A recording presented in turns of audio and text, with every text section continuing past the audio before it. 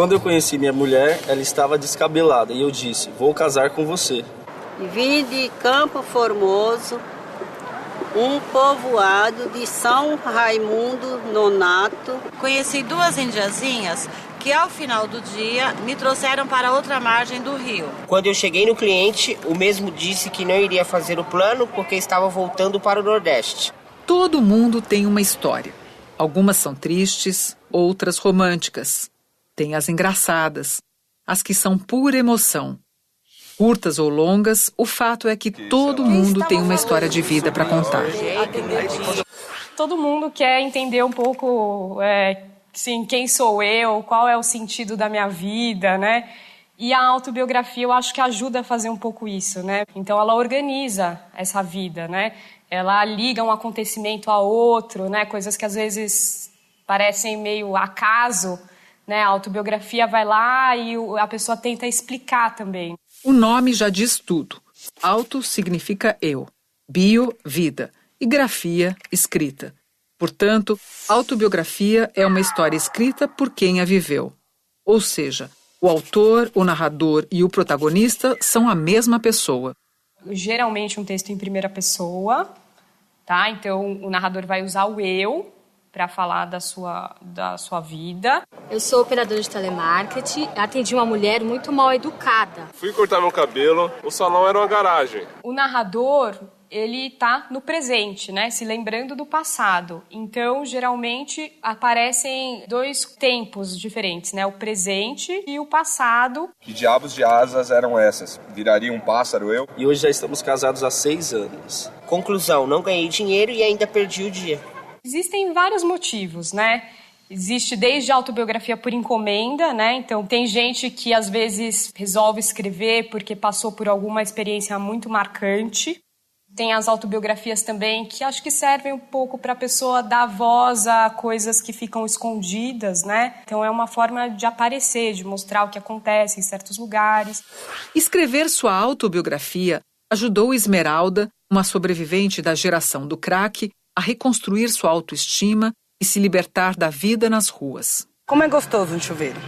Chuveiro vai limpando a gente por dentro e por fora. Nunca tive um chuveiro, nunca tive uma cama e uma casa de verdade. Agora sim, tenho meu chuveiro, tenho minha cama e tenho a minha casa. Aos 8 anos, Esmeralda fugiu de casa. Viveu perambulando no centro de São Paulo por 10 anos, convivendo com a violência, as drogas e a indiferença. Não sabia por que eu queria escrever um livro sobre minha vida. Só no final descobri. Era para rever meu passado, conversar com as pessoas que me conheceram e conversar comigo mesma, para entender por que não dancei. Dói falar disso, porque não é uma ferida da Esmeralda, é uma ferida de várias pessoas. O texto é sobre a sua vida, mas não é para você, né? É pro mundo. Você está contando a sua história, mas você vive numa época X, numa sociedade X, que isso tudo aparece na sua história. Então eu comecei com música, depois eu comecei a escrever poesia, depois eu comecei a escrever sentimentos, para depois eu falar, acho que agora eu estou preparada para escrever um livro sobre a minha vida. Seu talento para a poesia sempre chamou a atenção de educadores.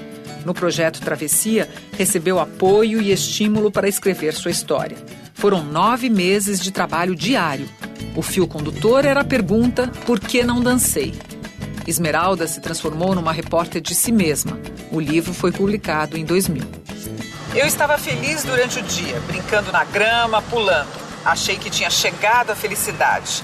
Mas à noite eu encarei a realidade. Dormi na porta de um fliperama, dormi no chão sozinha, sem folha de papelão, sem cobertor, sem nada. Aqui você conta seu primeiro dia aqui. Foi bem traumático esse primeiro dia aí na rua, né? Foi na hora que caiu a ficha que aquela fantasia, na verdade, era só uma fantasia, a realidade era outra. E na verdade a rua é uma prisão sem grade. Na autobiografia, geralmente não tem só a parte de contar o que aconteceu, mas tem também a coisa de tentar explicar por que aquilo aconteceu, ou como eu me senti quando aquilo aconteceu. Então tem também essa reflexão que se faz no presente em relação ao passado. a partir do momento que você se propõe a esse recontar, dar um sentido, né, você também está pensando, né, na sua própria história, quem você é. Você se transforma nesse processo, né? Porque você justamente dá novos sentidos para o seu passado, para a sua história de vida. Então isso pode ser um desafio. Em casa, minha mãe me batia muito, quando estava bêbada e quando estava sóbria. Para encontrar meu passado, descobri que tinha também que perdoar. Perdoar o que fiz e perdoar o que fizeram comigo. Tive que parar de odiar minha mãe e perdoar. A partir do momento que eu compartilho com as pessoas tudo isso, na verdade já é um processo de perdão. É uma reparação que eu tenho comigo e reparação que eu tenho com o próximo. A escrita da autobiografia se deu em 3 etapas. Primeiro, Esmeralda colocou todas as suas lembranças para fora em longas entrevistas. Depois, foi atrás de documentos com a versão oficial de suas internações. E, por fim, entrevistou pessoas com quem conviveu nesse período. Fui na cadeia, entrevistei meu irmão, fui na cadeia, entrevistei a Pizinha, fui na rua, entrevistei alguns traficantes, entrevistei policiais, fui na FEBEM, recolhi todo o meu histórico da FEBEM, monitores, educadores, algumas pessoas que eu roubei, né, para tentar entender delas o porquê que eu não dancei. Durante todo o processo, teve a ajuda de uma repórter e uma professora de português. As 3.000 páginas iniciais se reduziram a 200 na versão final. Depois eu sentei com uma professora de português, aprendendo português através da minha própria trajetória. Eu comecei a entrar no meu histórico, entrar dentro do meu universo, coisa que eu nunca entrei, porque as drogas sempre me faziam ser quem eu queria ser. Eu não tomava mais banho, não saía mais, não comia. Andava que nem zumbi. Eu vivia para usar a droga. Sentia um buraco. Quando me deparava com o meu, eu me sentia horrível. Nesses momentos em que você usava a droga, você continuava escrevendo as letras de música, os escritos, ou você não fazia nada? Justamente no momento que eu estava no fundo do poço do crack, eu parei ali na rua Barão de Itapetininga, comprei um caderno nos camelôs e começava a escrever.